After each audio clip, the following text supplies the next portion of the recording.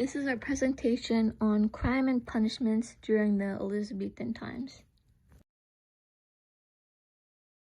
So, the introduction to our topic, the Elizabethan crime and punishment. As you can see, not a very happy subject. During these times, crimes were met with violent and cruel punishments. Many of the punishments and executions were mostly witnessed by hundreds of people. So this is for the classification. There were 4 main classes during the Elizabethan times. The upper class were wealthier, more educated, and were referred to as very royal and well-treated. The nobility class also consisted of wealthy people and could only be granted by a king or queen. If this class were to commit a crime, they could lose their whole fortune and title by committing a high crime, for example, treason. Yeomanry is the 3rd class, also known as the middle class. With the savings they have, they would be able to live an average life. With the little money they had and spent on their land, they were at risk to losing everything they had due to famine or illnesses. Lastly, the lowest class were the poor. Because of the little amount of food, shelter, or money they had, they were under a law called the Poor Law. These laws mainly supported them, and if a poor person chose not to work, that person could be sentenced to death if guilty. With all these classes, punishment was different for each. For the upper class and the nobility, the crimes they usually did the most were treason, sedition, rebellion, murder, blasphemy, spying, alchemy, and witchcraft.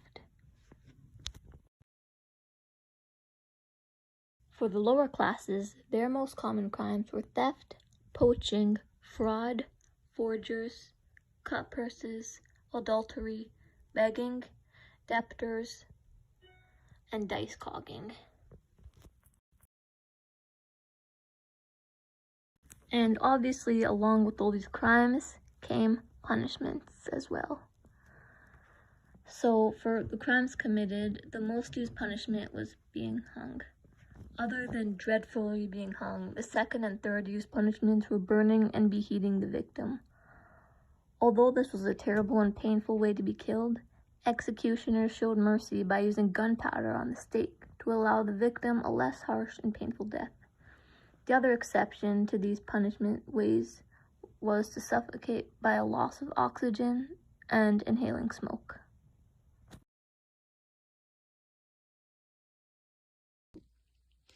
Criminals who committed serious crimes such as treason or murder would face extreme torture as payment for their crimes.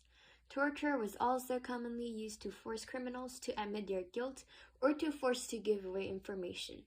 Some of the methods for torturing were the rack, the scavenger's daughter, the jugs, the iron maiden, the branding irons, the wheels, and the pillory.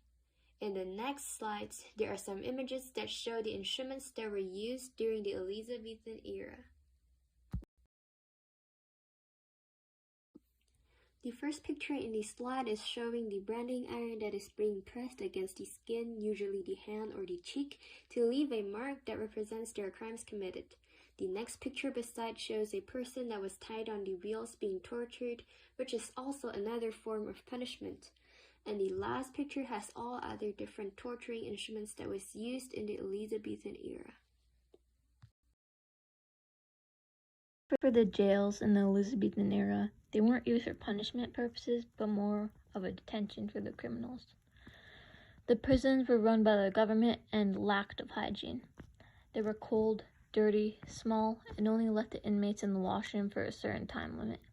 The prisons were there to lower crime rates by using tough labor, religion use, and daily routine. To take criminals away from their faith, the prisons provided them with new identities and looks. Depending on the sentence you had, you were fed on different food, and the standards were different. The days at the prisons were repetitive and monotonous, from sleeping on the same blank bed to eating the same meals every day. In conclusion, the punishment behaviors used in the Elizabethan era were extremely harsh, and so were the attempts of savagery behavior. The crimes, felonies, and treason were overly common back in those days. It was the children, women, and the poor who got treated really unfair, which resulted in great amounts of disrespect. The people who had higher authorities during this era got treated differently and were more privileged. All the higher classes wanted to do was to treat the less fortunate and lower classes with inequality and treated them in inhumane ways. Their solutions made progress stay the same, if not much worse.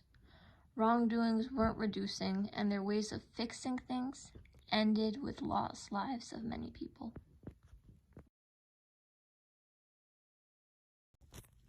This is our first reference page.